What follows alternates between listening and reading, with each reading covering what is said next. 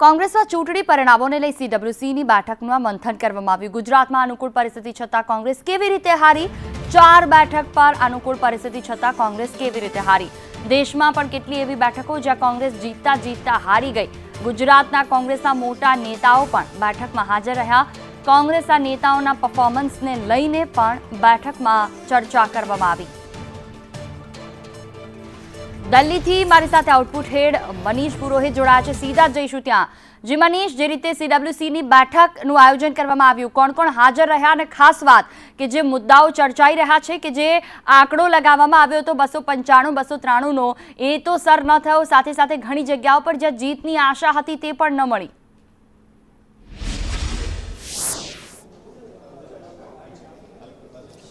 જુહી, સૌથી મોટો પ્રશ્ન અત્યારે એ છે કે કોંગ્રેસ વર્કિંગ કમિટીની જે બેઠક ચાલે છે એમાં નેતા વિપક્ષ કોણ હોઈ શકે છે એને લઈને પણ એક ચર્ચા થઈ રહી છે। એની સાથે સાથે બેઠકોને લઈને પણ મંથન થઈ રહ્યું છે। મધ્યપ્રદેશ છે કે જ્યાં એક બેઠક 2019માં જીતી હતી, કમલનાથે છિંદવાડાની એ બેઠક હતી, પરંતુ આ વખતની પરિસ્થિતિમાં જે ભારતીય જનતા પાર્ટીએ મધ્યપ્રદેશ આખું ક્લીન સ્વીપ કર્યું છે। સાથે સાથે કોંગ્રેસનો જે વોટ બેંક છે, જે કોર વોટર છે, જે ભારતીય જનતા પાર્ટીએ કયા સ્ટેટમાં એમાં ગાબડા પાડવાની કોશિશ કરી અને એમાં ભાજપ સફળ રહ્યું છે। ભલે ઓવરઓલ એની બેઠકો ઓછી થઈ હોય તેમ છતાં પણ તો આ બધી જ પરિસ્થિતિઓ અંગે ચર્ચા થઈ રહી છે। જ્યાં સારા પરફોર્મન્સ થઈ રહ્યા છે તેની પણ મંથન થઈ રહ્યું છે કે એમાં કઈ વસ્તુઓની ત્રુટિ રહી, કોણ કોની સાથે રહ્યું, એકદમ માઇક્રો લેવલ પર ચર્ચા નથી, પરંતુ તેમ છતાં પણ સ્ટેટ વાઇઝ એના રિપોર્ટ કાર્ડની ચર્ચા થશે। અને સૌથી મોટી વાત અહીંયા એ છે કે રાહુલ ગાંધીને નેતા વિપક્ષ બનાવવાને લઈને અહીંયા એક આમ સંમતિ બને, ત્યારબાદ એક સંસદીય દળની બેઠક મળશે કોંગ્રેસની, જેમાં એના પર ફાઇનલ મોહર લગાવવાની વાત એમના તમામ સાથી દળોને સાથે લઈને થશે। પરંતુ મારી સાથે અજય યાદવ જોડાયેલા છે, આપણા દિલ્હી સંવાદદાતા, અને એમની સાથે ચર્ચા કરીશું કે અત્યારે જે પરિસ્થિતિ છે, खास करके आ बैठक में तमाम राज्यों रिपोर्ट कार्ड ने लेने और विपक्ष नेता ने लेने, अजय जी वो क्या लग रहा है आपको कि खासतौर पर ये जो बैठक हो रही है उसमें ऐसे कौन से मुद्दे हो सकते हैं जिस पर कांग्रेस बहुत गहन चर्चा करेगी? देखिए, 2 तरह की बैठक होने जा रही है। पहली बैठक तो यही है कि ये एक तरह से समीक्षा बैठक है जिसमें 99 सीटों पे कांग्रेस पार्टी जीती हुई है, और लेकिन इन 99 सीटों के अलावा पार्टी का परफॉर्मेंस पूरे देश के स्तर पे कैसा रहा है उसमें मुख्य रूप से बात करें तो सिर्फ 2 ऐसे राज्य हैं, हरियाणा और राजस्थान, जहां पर भारतीय जनता पार्टी से सीधा मुकाबला था और यहां पर कांग्रेस पार्टी ने अच्छा परफॉर्मेंस किया। लेकिन मध्य प्रदेश, छत्तीसगढ़ और उड़ीसा ऐसे राज्य हैं जहां पर कह सकते हैं कि कांग्रेस पार्टी का अगर भारतीय जनता पार्टी या दूसरी रीजनल फोर्सेस से मुकाबला था तो वहां पार्टी ने अच्छा परफॉर्मेंस नहीं किया। और कई सारे ऐसे राज्य हैं जैसे हिमाचल प्रदेश, उत्तराखंड भी है, वहां भी भारतीय जनता पार्टी से सीधा मुकाबला था, वहां पर पार्टी ने अच्छा परफॉर्मेंस नहीं किया। लेकिन जहां पे रीजनल फोर्सेस जो उसके साथ थी वहां पे अच्छा परफॉर्मेंस हुआ है। तो सबसे पहले इसी बात की समीक्षा की जाएगी। लेकिन दूसरा महत्वपूर्ण जो मुद्दा है उसमें यही है कि राहुल गांधी ने जिस तरह से भारत जोड़ो की यात्रा शुरू की और जिस तरह से कैंपेन पूरा शुरुआत किया उसका निश्चित तौर पे असर पड़ा, और जिसका परिणाम यह है कि पार्टी ने इतना अच्छा परफॉर्म किया। अब पार्टी नेताओं की तरफ से डिमांड रखी जा रही है कि राहुल गांधी को लीडर ऑफ अपोजिशन बनाया जाए।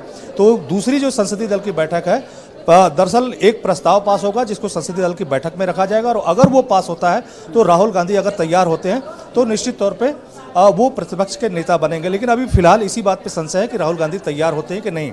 लेकिन अब मूल सवाल गुजरात को लेके भी है कि हालांकि वहाँ पे 2 बार के टर्म के अगर 2014 और 2019 के बाद अगर छोड़ें तो 1 सीट इस बार कांग्रेस पार्टी ने जीता है और कई जगहों पे उसने फाइट दिया।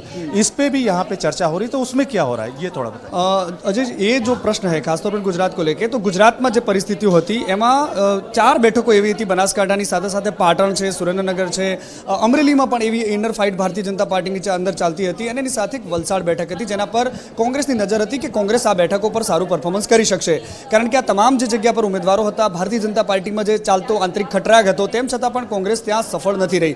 જો કે એક વાત અલગ છે કે પાટણમાં એ પરિસ્થિતિ આપણને જોવા મળી કે છેલ્લી ઘડી સુધી ચંદનજી ઠાકોરે જબરદસ્ત ફાઇટ આપી, 15 રાઉન્ડ સુધી ચંદનજી ઠાકોર ખૂબ આગળ ચાલ્યા અને છેલ્લી ઘડીએ 30,000 વોટની આસપાસ તેઓ હારી ગયા અને ભારતીય જનતા પાર્ટીના ઉમેદવાર ભરતસિંહ ડાભી જીત્યા છે।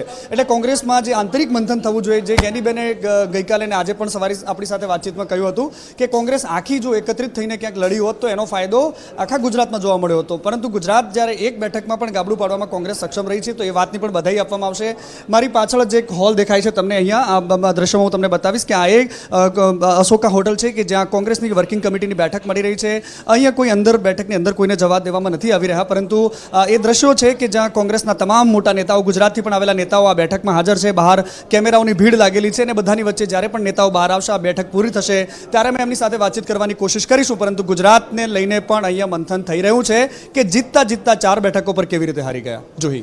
બિલકુલ મનીષ, આપણી પાસે અપડેટ માટે પાછા ફરીશું. તો ગુજરાત કોંગ્રેસના મોટા નેતાઓ પણ આ બેઠકમાં હાજર છે. વિપક્ષના નેતા કોણ હશે તેને લઈને પણ આ બેઠકમાં ચર્ચા થશે. રાહુલ ગાંધીનું નામ અત્યારે ચર્ચાઈ રહ્યું છે.